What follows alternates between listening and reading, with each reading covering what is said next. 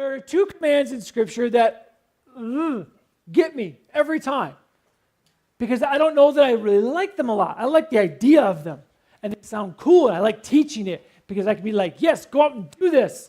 I'm going to go back to my office, okay? And it's great, right?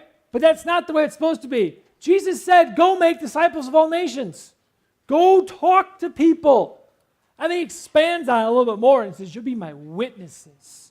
And that's like you have to talk, right? Making disciples, maybe I can sort of live out the gospel a little bit, but if I'm witnessing, I've got to talk. I've got to say something. And I have tremendous respect for Jehovah's Witnesses and Mormons. They can go door to door like that. Now, when they come to my door, I'm like, sweet, okay?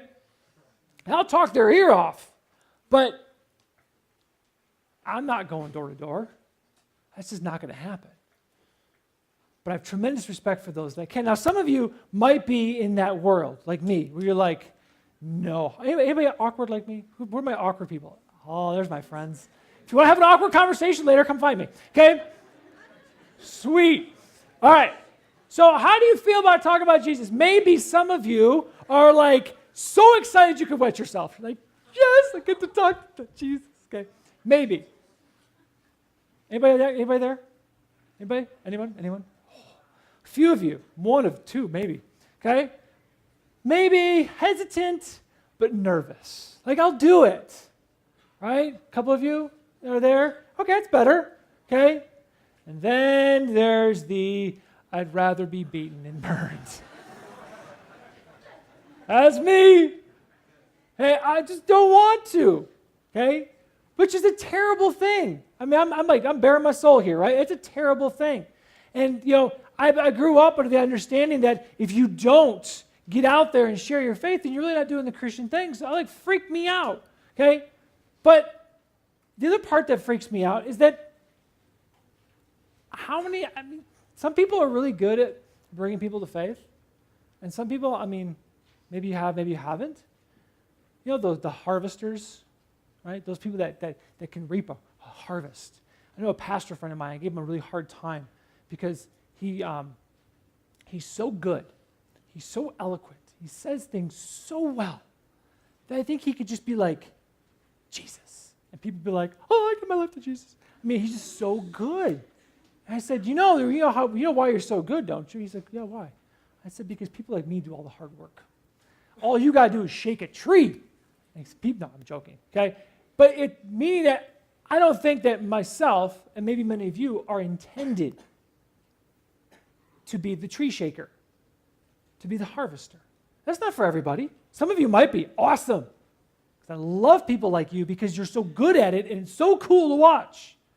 But not everybody is gifted that way.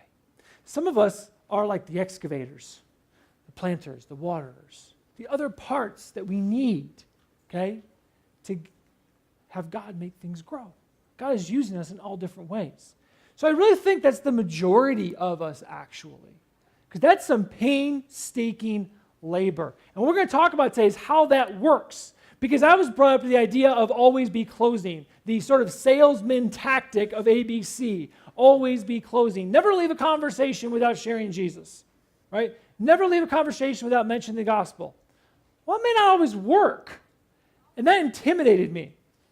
That put the pressure on. I'm like, man, I just wanted to say hi. I knew a guy, tremendous respect for him. So I'm not making fun, okay, but tremendous respect. I had to do a class years and years ago for a college ministry on evangelism. So I did the class. It was all great. And the guy comes up to me, super tall guy, like really big and intimidating. I'm like, hey, what's up? And he says, you know what I do? Please share. I was pretty young in the faith. I didn't really know that much yet. Wasn't even out of seminary yet. And he goes, I go into Whole Foods. I'm telling, just like he tells it. I go into Whole Foods. I get around the fruit. I just wait. People come, they're checking out the fruit. And all of a sudden, would you believe how awesome this fruit is? What amazing things that God has given us? He goes, you'd be surprised at the conversations. I'm thinking, that's awesome. I'm not doing that. I think I'd probably be thrown out of Whole Foods, okay? Some people have it, right? But what we typically put put the pressure on is get the person to the cross and close the deal. Get that person to the cross and close the deal. Maybe not. That might be where the conversation needs to go, but it might not be where the conversation needs to go. So how do you do it, right? How do you share? How do you talk about your faith? Well, I think the church does a really good job of giving us knowledge, giving us sort of a well-informed mind. Stuff like this. You know, the opportunity you guys have to participate in seminars and do all this stuff, it's awesome, right?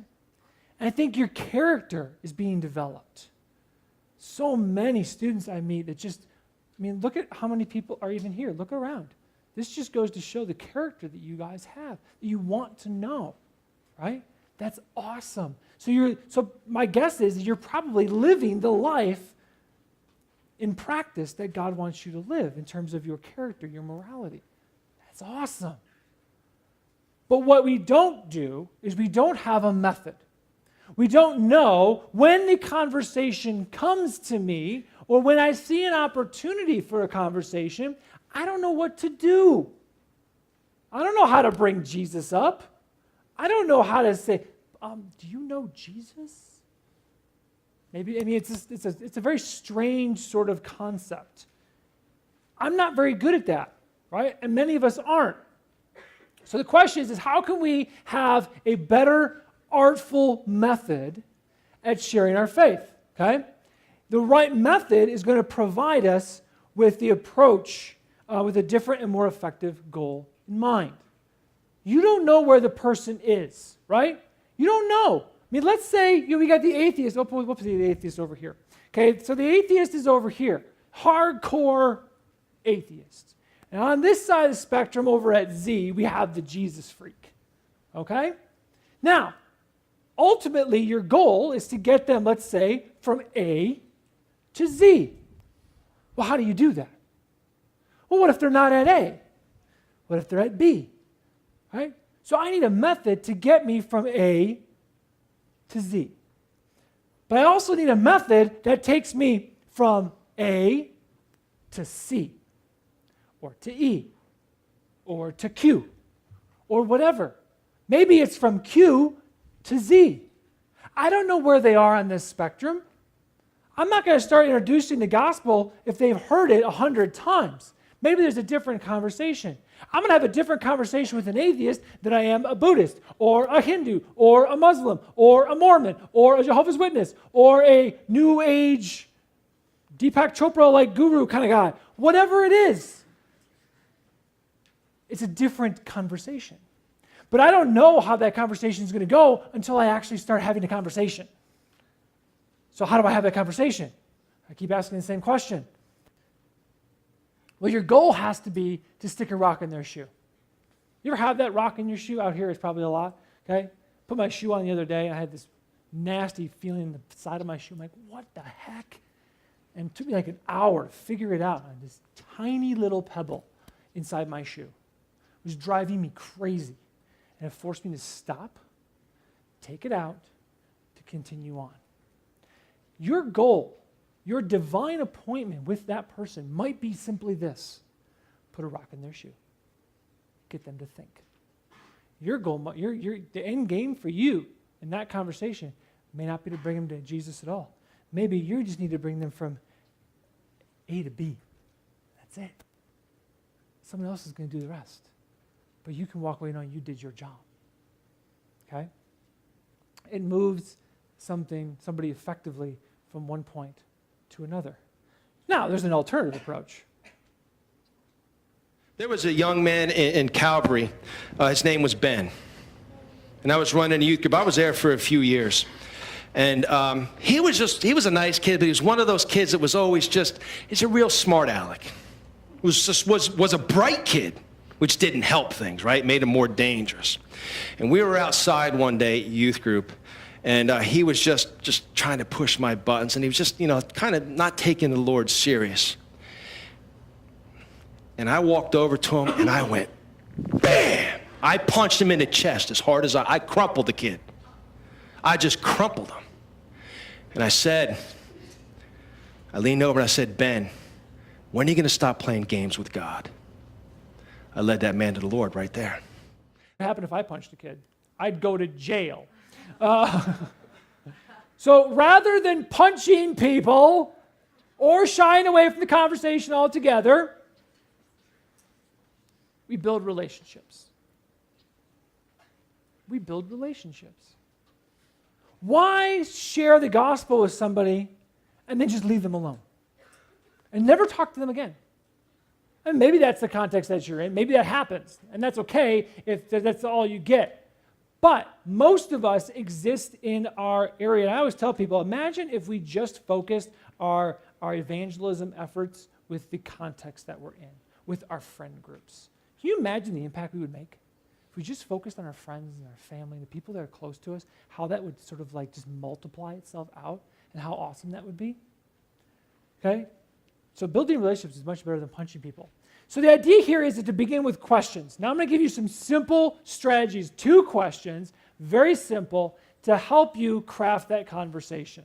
Because it's hard for someone like me to say, hey, I need to start a conversation. Great. How?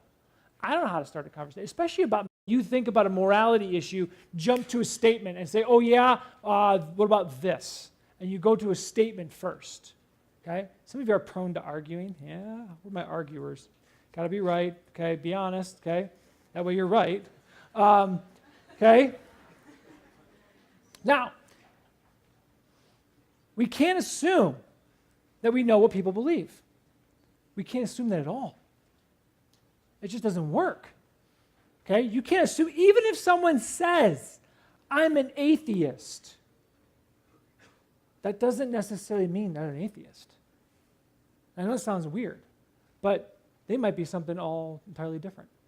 That's just how they categorize themselves. They might say, I'm a Hindu, but they don't line up with Orthodox Hinduism at all. We live in a world where information is literally at our fingertips. We have more information now available to us than any other time period combined. So you can get anything you want. Most people have what I call the buffet worldview. Did you know there's a Star Wars religion? It literally is a religion. You can look it up, okay? People believe it and follow. I don't know if they follow it seriously or not, but they follow it, okay? We can't be focused on making our point. We can further our conversation and further our point, but we're going to do it through asking questions, okay?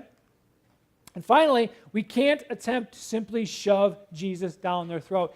I think there was a time, in the days of Billy Graham, when that worked. I wouldn't say shoving, but just simply talking about Jesus. But I'll tell you what, and some of you might disagree with this, and that's okay, but I'm convinced that in our culture, in our day, your generation, that doesn't work like it used to. Because what happens is, thank you for affirming, what happens is we say, what about Jesus? And they go, what? That's fine for you. And now what are you left with? Now we get into the conversation about truth that we just had a few minutes ago. But even then, it doesn't always work. So it's not always going to happen that way. And you might get somebody that's just ripe and ready. That's possible. It's God. He can do, disclaimer, right? It's God. He's good at being God.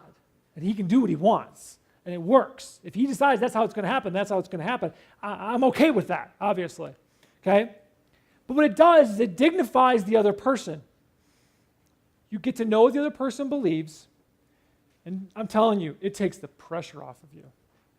It takes that pressure off. It makes life so much easier. Because you're just going to be asking some questions. Okay? All right. Now, if we take a little lesson from Francis Schaeffer, if I have only an hour with someone, I'll spend the first 55 minutes asking questions and finding out what is troubling their heart and mind, and then the last 5 minutes I will share something of the truth. If you're focused on the person and you're focused on building relationships, that's what will happen. Some people, now this may be hard for some of you to swallow, but for some people, you may be the only Jesus they ever see. So how much Jesus can you be? Right? How can you represent him? How many times did Jesus leave a conversation hanging? How many times did Jesus seek to build relationships? A lot. Okay? All right, so what questions are we going to ask? Probably important to get to that point finally. You're like asking, like, okay, seriously, Kozak, when you get to the questions. All right, question number 1 is designed to gather intel on the other person. That question is this: what do you mean by that? Person makes a statement, and instead of saying, oh yeah, what about this? What do you mean by that? How does that work itself out? Well, let's look at an example. Okay, let's put this in some good context. How about this one? There is no God. Let's practice. Very good. Now, they might not say there is no God, but if someone says, if you're at your atheist friend over here that says there is no God, and you say, well, God, I don't believe in a God that is up in the sky, sitting in a chair with a big white beard, with a lightning bolt, waiting to strike me down and I do something wrong. You could continue on. Or you could just be like, yeah, I don't believe in that God either. Well, now you've got a little, but see, what you've done is as opposed to saying, oh yeah, well, here are the 5 proofs for the existence of God. We'll start with the Kalam cosmological argument, and I'm going to walk you through those proofs, and then we'll get to the teleological, then the moral, then we'll talk about the, really? Well, how about the ontological? No. You might get to those. Those are cool. But a simple question might have revealed that they don't even get who God is. I don't believe in that God either.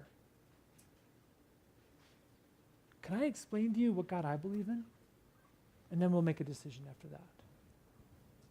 Maybe that'll work. What about this one? All Christians are intolerant. What do you mean by intolerance? You could even say, what do you mean by Christians? Because if you're talking about the Westboro Baptist Christians, right on. If you're talking about intolerance, what do you mean by intolerant? Tolerance is kind of, the word has sort of changed over the years. That in itself is a conversation, okay? So yeah, are some Christians intolerant? Absolutely there are. Absolutely. But that doesn't mean that all Christians are intolerant. So to qualify the statement is important. God cannot exist with so much evil in the world. What do you mean by evil? What kind of evil are we talking about? Right? Oftentimes this question, most asked question amongst your generation actually is this question. And this question is interesting because oftentimes what happens is it's not them saying, I can't believe in God because of evil. It's saying, why did God let this evil happen to me? That's really what's going on most times. Okay? Religion is nothing more than blind faith. What do you mean by that? Yeah. You can say, what do you mean by faith? What do you mean by religion? What do you mean by, you can pick anything you want because it extends the conversation. Someone's concept of religion, I would argue by definition, atheism is a religion. Right? It's a prescribed way of living that someone believes to be the right way. That's pretty much what religion is. Question? Well, actually, something on atheism. Atheism, they say they don't believe in God, and I think they say they don't have any faith. That takes faith, not Yes. to believe in God. Yes. Yeah, and it's interesting. It's hard to assert you don't believe in something by asserting it. That's a whole other conversation. That's fun, though. All right. Question number 2. Everybody get question number 1, by the way. Everybody clear on that? Yeah. Sweet. Okay. All right.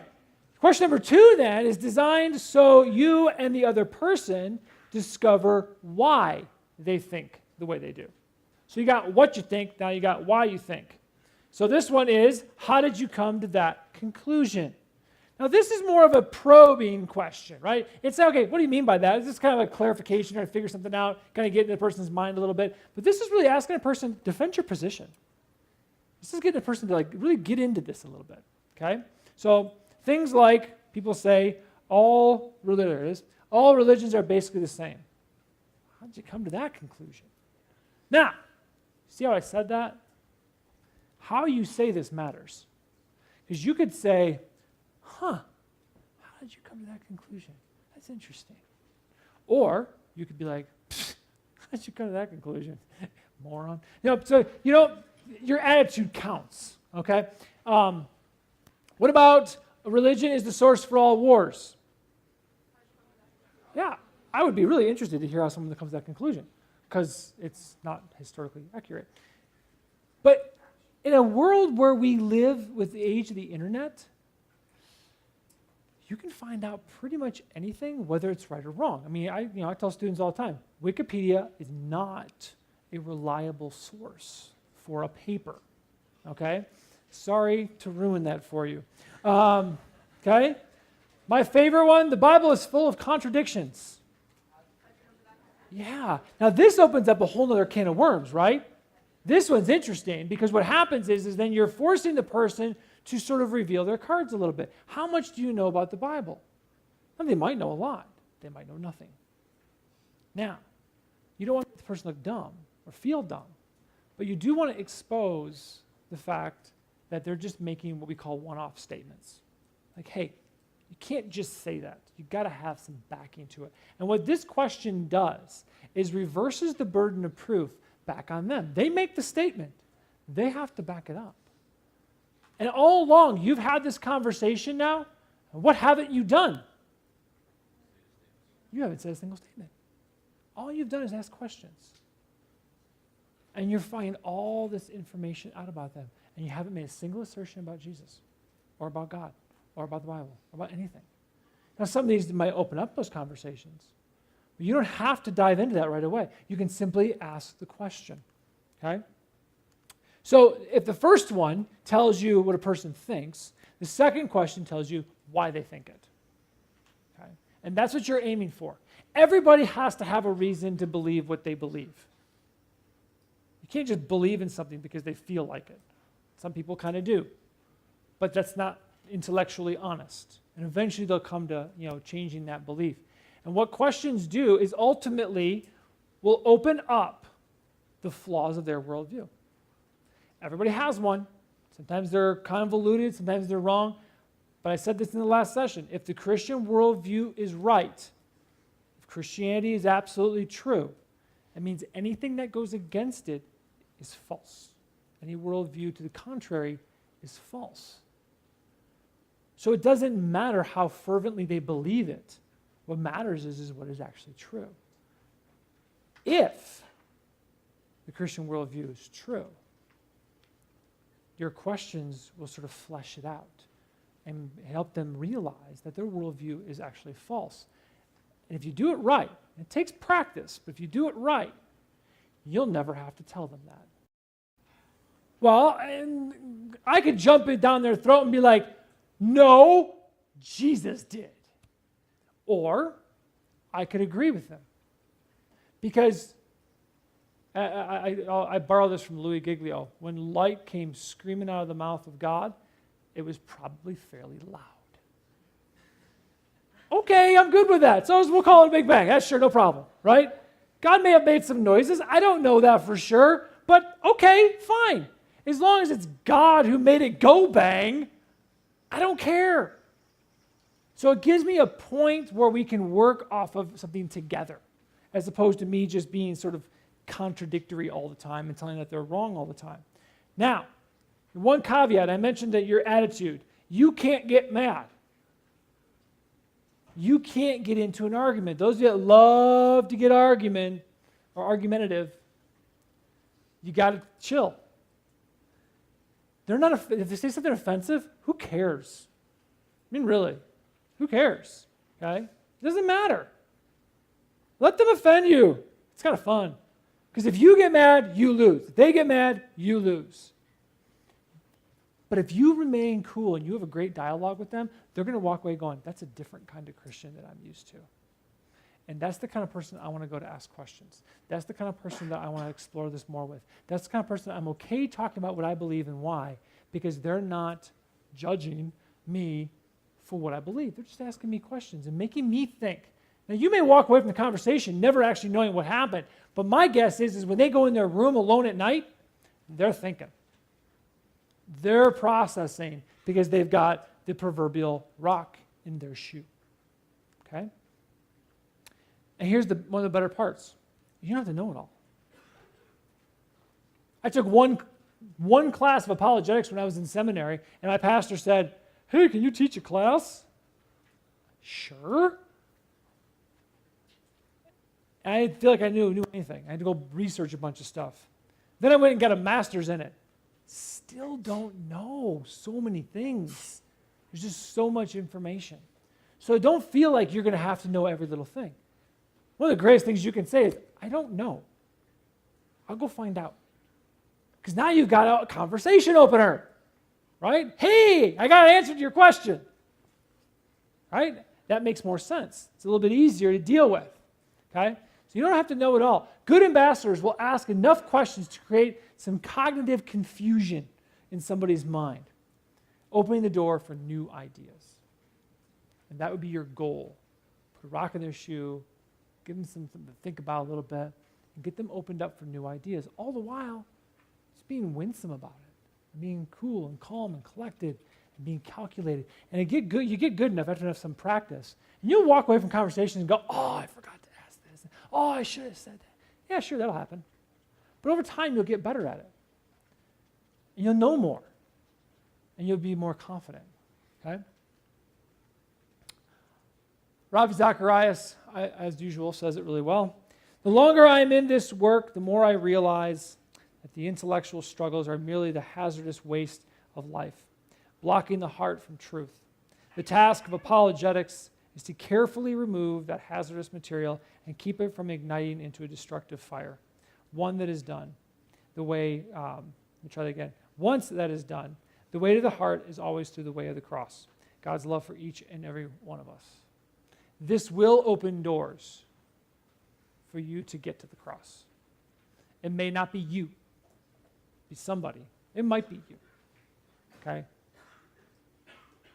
But get them from A to wherever God has them next. But just simply asking some questions and just kind of getting after it a little bit, okay? But it doesn't end here. It doesn't end with Hume. It begins here.